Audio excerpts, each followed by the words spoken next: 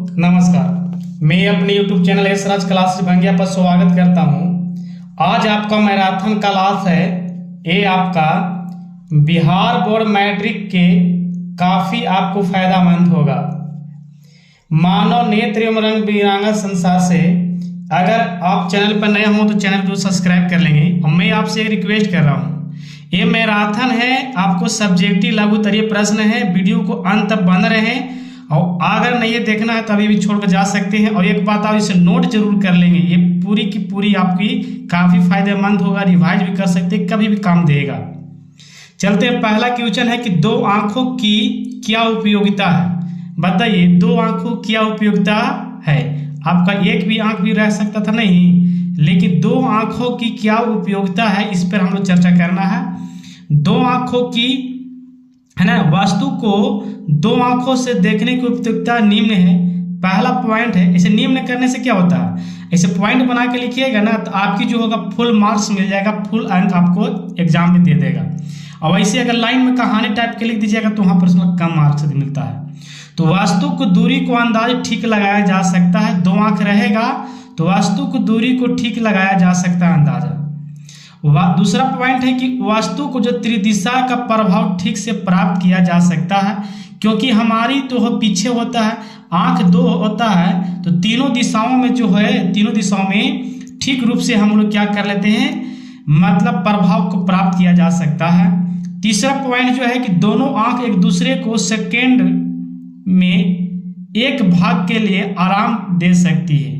यानी दोनों आंख एक दूसरे को सेकेंडों के एक भाग को आराम दे सकती है। मान लीजिए किसी चीज को, मतलब आपको एक गौर कीजिए कि अगर थोड़ा सा भी एक आराम एक आंख को चाहिए तो सेकेंडों भर के लिए आपको आराम दे सकता है। दो आंख रहेगा तब ना, क्षण भर के लिए भी आपको आंखों को आराम मिल सकता है। तो आप दो आंखों की क्या उपयोगिता है, जो मेन पॉइंट है कि आप ये पहला और दूसरा पर गौर कीजिएगा कि तीनों दिशाओं के प्रभाव को ठीक से प्राप्त किया जा सकता है और दूरी का अंदाजा ठीक से लगाया जा सकता है, क्योंकि पीछे वाला भाग हम लोग को दिखाई नहीं देता है। तीन दिशा दो आंख है, वो पूरी क्षेत्रफल को देख लेता है। तो पहला क्वेश्चन आपको कंप्लीट हो गया। अब हम सेकेंड क्वेश्चन चलते हैं। आप हमको देखिए, हम कह रहे हैं कि नोट आप जरूर करेंगे तो बहुत अच्छा होगा, क्योंकि आपकी ये नोटबुक हम लेके आए हैं और हर चैप्टर बाय चैप्टर हर लेसन को लेके आएंगे। दूसरा क्वेश्चन है कि दूरदृष्टि दोष से आप क्या अभिप्राय है। दूरदृष्टि दोष से क्या अभिप्राय है, इस दोष का निवारण किस प्रकार किया जा सकता है। तो आप याद रखिएगा, दूरदृष्टि आपको पता होना चाहिए दूरदृष्टि दोष किसे कहते हैं। तो दूर की वस्तुओं दिखाई देता है लेकिन नजदीक की वस्तुएं दिखाई नहीं देता है। और थोड़ा सा कंफ्यूज जाते हैं यहाँ पर, दूरदृष्टि दोष यानी दूर वाला दिखाई नहीं देगा, नहीं, दूरे वाला दिखाई देता है और नजदीक वाला दिखाई नहीं देता है। इस दृष्टि नेत्र में नेत्र की जो तो वस्तु के स्पष्ट दिखाई दे पाता है, यानी कहने का मतलब है कि निकट की वस्तुओं को स्पष्ट नहीं देख पाता है। आपको बोले ना, दूरदृष्टि दोष के मतलब दूर वाला दिखाई देगा और निकट बोला जाए यानी नजदीक वाला दिखाई नहीं दे पाता है स्पष्ट। इस स्थिति में प्रतिबिंब जो है दृष्टिपटल के पीछे बनता है और दीर्घ दृष्टि दिश के एक न्यूनतम बिंदु होता है। अब बात करते हैं दोष का निवारण। तो इस दोष को निवारण उत्तल लेंस से दूर किया जाता है या प्रतिबिंब दृष्टिपटल पर बनाने में मदद करता है। ये कौन, उत्तल लेंस लगाइएगा, दर्पण चश्मा लगाइएगा तो ये आपको रेटिना पर दृष्टिपटल, माफ कीजिएगा, दृष्टिपटल पर प्रतिबिंब बनाने में क्या करता है, आपको मदद करता है। दूरदृष्टि दोष और निकट दृष्टि दोष में अंतर क्या है, ये हम अलग से हम बना दिए हैं वीडियो, डिस्क्रिप्शन में आपको लिंक मिल जाएगा। 3 अंक या 2 अंक में मार्क्स कभी भी पूछता रहता है, आप देख लेंगे। चलिए, तो दूरदृष्टि दोष और निकट दृष्टि दोष के पूरा डिटेल समझना है तो वीडियो डिस्क्रिप्शन में लिंक मिल जाएगा, जाइएगा वीडियो पूरे देखने के बाद। तीसरा क्वेश्चन ध्यान दीजिएगा, तीसरा क्वेश्चन भी ये काफी फायदेमंद होगा, क्योंकि कई बार एग्जाम में पूछा है कि प्रकाश का वर्ण विक्षेपण किसे कहते हैं। प्रकाश का वर्ण विक्षेपण, प्रकाश में आपको मालूम है कि 7 रंग होते हैं, बैजा, नीहा, पी, नाला। जब कांच प्रिज्म से होकर पुंज गुजरता है तो ये 7 रंग बैठ जाता है, जिसे प्रकाश का वर्ण विक्षेपण कहते हैं। बढ़ जाता है, बैठ जाता नहीं, बल्कि यहाँ पर लिख देना था, बढ़ जाता है।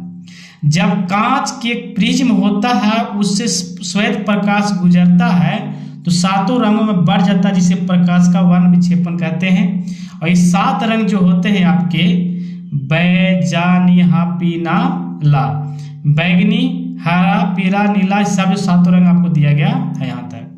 इसमें मैं बता देना चाहता हूँ कि लाल रंग जो होता है तरंगदैर्घ्य सबसे ज्यादा होता है। तरंगदैर्घ्य जो होता है इसका अधिक होता है। क्या होता है आपको? अधिक होता है। और बैगनी का जो होता है, बैगनी का जो तरंगदैर्घ्य होता है आपको कम होता है। लेकिन इसका अलावा कुछ भी पूछे, अगर बोलेंगे विचलन, तो विचलन ज्यादा किसका होगा?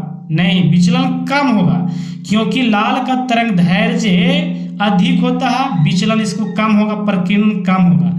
अगर बैगनी की पूछेंगे तो विचलन अधिक होगा, प्रकीर्णन अधिक होगा, लेकिन तरंगदैर्घ्य क्या होता है इसका? कम होता है। एक दूसरे के उल्टा है। तो आप इसे समझ गए होंगे। आप चाहते हैं तो इसे नोट कर लें, स्क्रीनशॉट लीजिएगा, लेकिन आपके मोबाइल में पूरी भर जाएगा, मैं दावा करता हूं। इसलिए आप ज़्यादा हो वीडियो को रोक रोक के आप नोट करते चल जाएं तो बहुत काफ़ी फायदेमंद होगा। चौथा क्वेश्चन है समंजन क्षमता को परिभाषित कीजिए। एक वयस्क के सामान्य दृष्टि के लिए इसका मान क्या होता है? तो समंजन क्षमता क्या है इसके बारे में हम चर्चा करेंगे। अभिनेत्र लेंस की वह क्षमता जिसके द्वारा विभिन्न दूरियों की स्थिति वस्तु को स्पष्ट रूप से देखने के लिए लेंस की फोकस दूरी कम या अधिक किया जाता है, उस समंजन क्षमता कहते हैं। किसी भी व्यक्ति के लिए जो क्या होता है, नेत्र के स्पष्ट वस्तुओं को देखने के लिए लेंस की मदद से दूरी को कम या अधिक किया जा सकता है, उसे लेंस क्षमता समंजन क्षमता कहते हैं। सामान्य दृष्टि युवा वयस्क के लिए कम से कम बताता है कि 25 सेंटीमीटर तथा अनंत बीच होता है। इसके लिए समंजन क्षमता आपको 4 डायोप्टर होती है।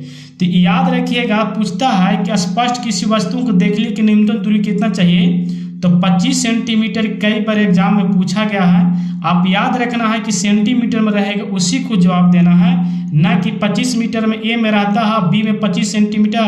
अब क्या करते हैं लोग, बच्चे पहले मार देते हैं 25 मीटर वाला मार देते हैं, तो सेंटीमीटर वाला ही जवाब मानना है। स्पष्ट जो है किसी वस्तु को देखने का न्यूनतम दूरी जो होता है वो आपको होता है 25 सेंटीमीटर।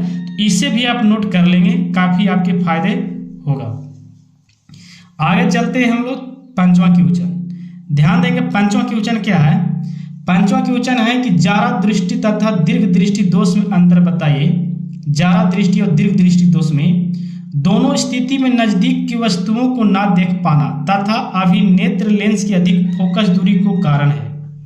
दोनों स्थिति में एक ही है कि नजदीक की वस्तुओं को नहीं देख पाना और नेत्र लेंस की अधिक फोकस दूरी के कारण है। दीर्घ दोष में अभिनेत्र लेंस जो होता है वो क्या होता है, पतला हो जाता है, या नेत्र क्या होता है, छोटा हो जाता है। यदि दोष पश्चमाभी पेशियों कमजोर पड़ने जाने तो वह लेंस फोकस दूरी कम नहीं पाती है। इस दोष के दूरदृष्टा दोष या ऐसे अधिकतर वायु को वृद्धा में देखा जाता है जिनकी उम्र ज्यादा मतलब 50-55 हो गया है ना, तो जारा दृष्टि दोष, दीर्घ दृष्टि दोष आपको ये सब देखने को मौका मिलता है।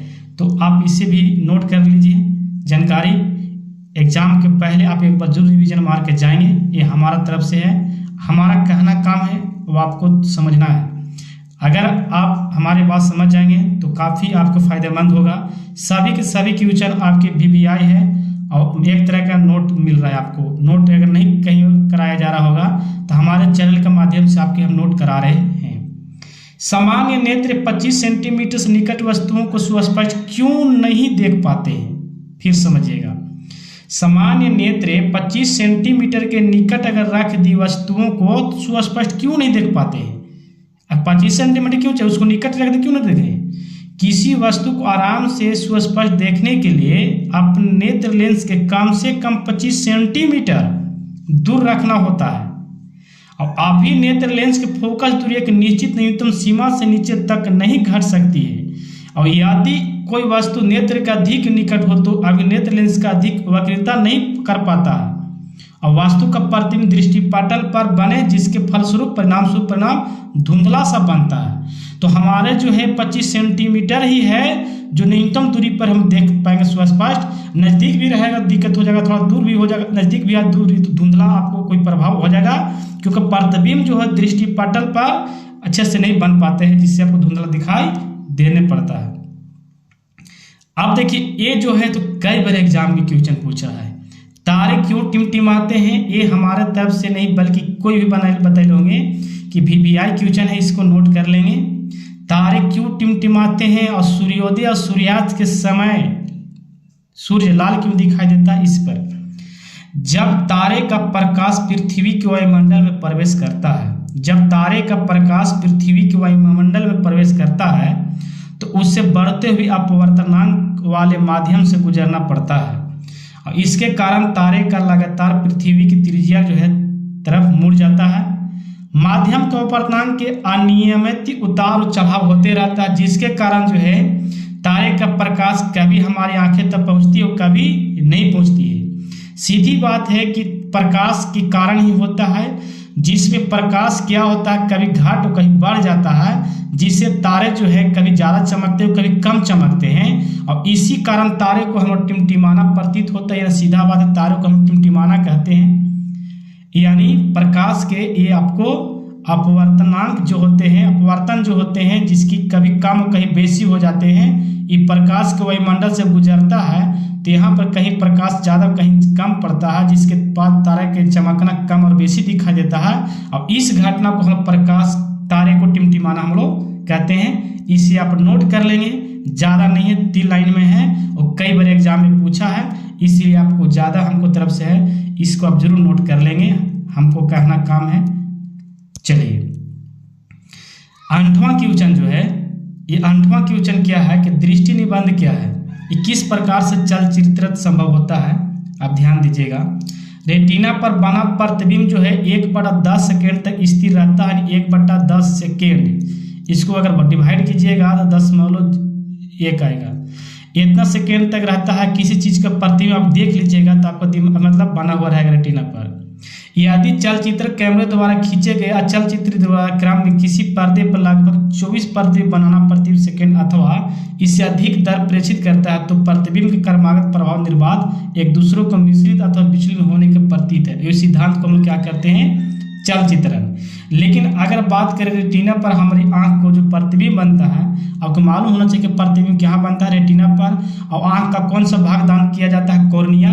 तो हमारे 1/10 सेकेंड तक बना हुआ रहता है, जिसमें हम लोग इसे दृष्टि निर्बाध कहते हैं। लेकिन अगर चलचित्र कैमरा जिसे बोलते हैं, फोटो कैमरा डिजिटल जो होता है, या चलचित्र के माध्यम से खींचते हैं, 24 प्रतिबिंब बनाना प्रति सेकेंड तक अथवा इसके अधिक भी प्रेषित किया जा सकता है। इससे भी आप समझ लेंगे और नोट कर लेंगे। सब्जेक्टिव है, थोड़ा सा हम समझाएंगे शॉर्ट में, क्यों कहीं ना कहीं आप तो पढ़े होंगे तो जानकारी कुछ होगा। नोट है तो आप वीडियो को रोक के भी हम नोट भी कर सकते हो, अच्छी तरह से समझ भी सकते हैं। अगला जो है 9वां क्वेश्चन। 9वां क्वेश्चन यह है कि स्वच्छ आकाश का रंग हमें नीला दिखाई देता है जबकि किसी अंतरिक्ष यात्री को काला प्रतीत क्यों दिखाई देता है। आप स्वच्छ आकाश को देखिएगा तो नीला दिखाई देगा, जबकि अंतरिक्ष यात्री को जो नीला जो कैसे दिखा देता है, काला। सूर्य का प्रकाश जब वायुमंडल में प्रवेश करता है ना, तब प्रकाश का प्रकीर्णन होता है और लाल का प्रकीर्णन सबसे कम और नीले का प्रकीर्णन सबसे अधिक होता है, क्योंकि तरंगदैर्घ्य एक दूसरे का उल्टा होता है। अगर लाल का प्रकीर्णन सबसे कम होता है तरंगदैर्घ्य ज़्यादा होता है और नीले रंग का प्रकीर्णन सबसे अधिक होता है, क्योंकि तरंगदैर्घ्य कम होता है। रंग के प्रकीर्णन नीले रंग की अधिकता होती, इसीलिए आकाश का रंग जो है नीला दिखाई देता है, क्योंकि प्रकीर्णन अधिक होता है, इसीलिए आकाश का रंग नीला दिखाई देता है। और अंतरिक्ष में प्रकाश का प्रकीर्णन नहीं होता, इसीलिए अंतरिक्ष यात्री को आकाश कैसे दिखाई देता है, काला दिखाई देता है। ये भी कई बार आपको मैट्रिक में पूछा गया है, तो आप इसे भी आप नोट कर लेंगे और समझेंगे, बड़ी आसान है, कोई भारी बात नहीं है। प्रकीर्णन पर निर्भर है कि सूर्य का प्रकाश वायुमंडल में प्रवेश करता है तो प्रकाश का प्रकीर्णन होता है, और लाल रंग का प्रकीर्णन कम होता है क्योंकि उसका तरंगदैर्घ्य ज़्यादा होता है, और नीले रंग का प्रकीर्णन सबसे अधिक होता है। तो नीला का प्रकीर्णन अधिक होता है तो इसलिए आकाश नीला दिखाई देता है, लेकिन अंतरिक्ष में कोई प्रकीर्णन होता ही नहीं है, जिसके कारण अंतरिक्ष यात्री को आकाश कैसा दिखाई देता है, काला दिखाई देता है। तो ये हो गया आपको 9वां क्वेश्चन। और 10वां जो है, ये 10वां एक क्वेश्चन है कि रेलवे के सिग्नल का प्रकाश लाल रंग का ही क्यों होता है। तो रेलवे का सिग्नल का लाल रंग का उपयोग इसलिए किया जाता है क्योंकि लाल का प्रकीर्णन सबसे कम होता है और लाल रंग का अधिक दूरी तक साफ साफ दिखाई देता है, इसमें तरंगदैर्घ्य भी तो अधिक होता है और प्रकीर्णन क्या होता है, सब कम होता है। तो इसके कारण रेलवे के लाइन पर जो होता है लाल रंग का सिग्नल का प्रयोग किया जाता है। याद रखिएगा, प्रकीर्णन इसको कम होता है और ये लाल रंग अधिक दूरी तक साफ साफ दिखाई देता है। और निकट दृष्टि दोष और दीर्घ दृष्टि बोल रहे थे ना, तो ये आपके वीडियो को डिस्क्रिप्शन लिंक मिल जाएगा और देख लीजिएगा आपके। तो इस वीडियो में इतना ही, नेक्स्ट वीडियो में पार्ट 2 हम लोड करेंगे। थैंक यू सो मच, धन्यवाद। चैनल पर नए होंगे सब्सक्राइब करेंगे, अपने दोस्तों के पास शेयर कर देंगे, कोई भी दोस्त आपका छोटे नहीं।